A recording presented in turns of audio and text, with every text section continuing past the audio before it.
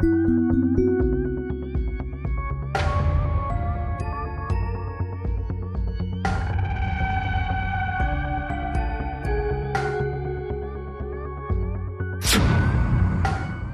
जून 2021 Karjan, Gujarat. Special operation group के police inspector Ajay Desai ने इस रोज सुबह सुबह अपने ससुराल वालों को फोन किया। फोन देसाई के साले ने उठाया।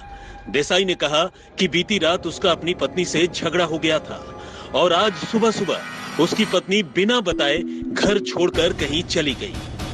चूंकि बात परेशान करने वाली थी, देसाई के ससुराल वाले फौरन अपनी बेटी और दामाद के घर पहुंच गए और खुद देसाई ये कहकर अपने घर से निकल गया कि वो अपनी बीवी स्वीटी को ढूंढने जा रहा है। अजय देसाई और स्वीटी ने 2016 में लव मैरिज की थी, लेकिन इसके बाद दोनों का तलाक हो चुका था। लेकिन कहानी में ट्विस्ट ये है कि तलाक के बाद भी स्वीटी और अजय साथ ही लिव इन में रहते थे और इसी लिव इन के दौरान 4 और 5 जून की दरमियानी रात को स्वीटी और अजय के बीच ऐसी लड़ाई हुई कि स्वीटी कहीं गायब हो गई और किसी को पता ही नहीं चला। दोनों को 2 साल का एक बेटा भी है। अब चूंकि अजय खुद ही पुलिस में था और उसने अपनी बीवी को ढूंढ निकालने की जिम्मेदारी अपने सिर पर ले ली थी, तो ससुराल वाले कुछ दिनों के लिए उनके 2 साल के बेटे को अपने साथ घर ले गए। लेकिन 5 जून से शुरू हुई स्वीटी की गुमशुदगी की यह कहानी ऐसे मुकाम पर पहुंचकर खत्म हुई जिसके बारे में किसी ने भी नहीं सोचा था। असल में 5 जून की गुमशुदगी के बाद अजय तो लगातार स्वीटी को ढूंढने की बात कह रहा था, लेकिन उसका दूर दूर तक कहीं नामो निशान तक नहीं था। इधर कैलेंडर की तारीख बदलती जा रही थी और उधर स्वीटी की गुमशुदगी को लेकर उसके घर वालों की टेंशन में लगातार इजाफा हो रहा था। हद तो ये थी कि अजय खुद तो उसे ढूंढने की बात कह रहा था, लेकिन उसने अपनी बीवी की गुमशुदगी को लेकर एक पुलिस रिपोर्ट तक दर्ज नहीं करवाई थी। और इस तरह जब करीब हफ्ते भर का वक्त गुजर गया तो स्वीटी के भाई जयदीप पटेल ने 11 जून को करजन पुलिस थाने में अपनी बहन की गुमशुदगी की रिपोर्ट लिखवाई। ये बात पहले से ही साफ थी कि गुमशुदगी से पहले वाली रात को स्वीटी और उसके पति अजय के बीच झगड़ा हुआ था। ऐसे में अपनी बीवी की गुमशुदगी को लेकर अजय से पूछताछ लाजमी थी। स्वीटी पटेल नाम की महिला अपने घर से देर रात को गुम हो जाती है। दिलचस्प बात यह है कि उसका पुलिस इंस्पेक्टर पति उसकी गुमशुदगी की कंप्लेन दर्ज नहीं करवाता है, बल्कि ये कंप्लेन स्वीटी पटेल का भाई करवाता है। हालांकि पुलिस जब इस पूरे मामले की छानबीन कर रही थी तो खुद पुलिस इंस्पेक्टर पति इस जांच में उनके साथ था और जांच को धीरे धीरे गुमराह कर रहा था। पुलिस ने अजय से पूछताछ भी की, लेकिन अजय ने स्वीटी की गुमशुदगी को लेकर हर बार गोलमोल जवाब दिया। उधर स्वीटी के घर वालों ने पहले ही अपनी बेटी की गुमशुदगी के पीछे उसके पति अजय पर शक जताया था। लिहाजा करजन पुलिस ने खामोशी से अपनी तफ्तीश आगे बढ़ाई।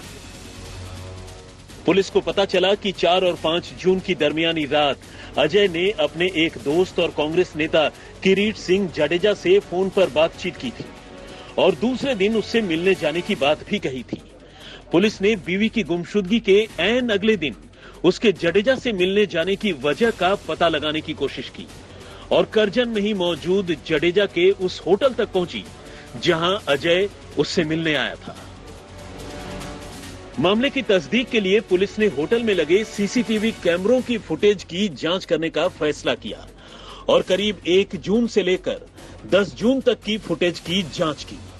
लेकिन उसका माथा तब ठनका जब पुलिस ने देखा कि वैसे तो होटल की पूरी सीसीटीवी फुटेज इंटैक्ट है, सिवाय 5 जून की सुबह के। यानी किसी ने साजिशन 5 जून की सुबह की सीसीटीवी फुटेज ही डिलीट करवा दी थी। अब पुलिस ने इंस्पेक्टर अजय देसाई के साथ साथ उसके दोस्त किरीट सिंह जडेजा पर भी अपना शिकंजा कसना शुरू कर दिया। चूंकि मामला पेचीदा था और शक की सुई एक पुलिस इंस्पेक्टर पर थी, लिहाजा मामले की जांच क्राइम ब्रांच के हवाले कर दी गई। क्राइम ब्रांच ने मामला हाथ में लेते ही अजय देसाई को झूठ पकड़ने वाली मशीन पर बिठा दिया, यानी उसका पॉलीग्राफ टेस्ट करवाया। इस टेस्ट में क्राइम ब्रांच को कुछ ऐसे संकेत मिले कि उसका शक अजय पर और गहरा गया। हालांकि अजय अपनी बीवी की गुमशुदगी से लगातार खुद को बेखबर बता रहा था। पुलिस अजय के मोबाइल फोन की जांच तो कर ही रही थी। पुलिस ने यह भी गौर किया कि 5 जून की दोपहर को अजय करजन से करीब 50 किलोमीटर दूर भरूच जिले के अटाली गांव तक भी गया था और वहां करीब 2 घंटे रुका भी था। इत्तेफाक से इसी अटाली गांव में इंस्पेक्टर अजय देसाई के दोस्त और कांग्रेस नेता किरीट जडेजा का एक दूसरा होटल भी बन रहा है। ऐसे में क्राइम ब्रांच की टीम ने अटाली गांव का रुख किया और जडेजा की उस प्रॉपर्टी पर जांच के लिए पहुंची।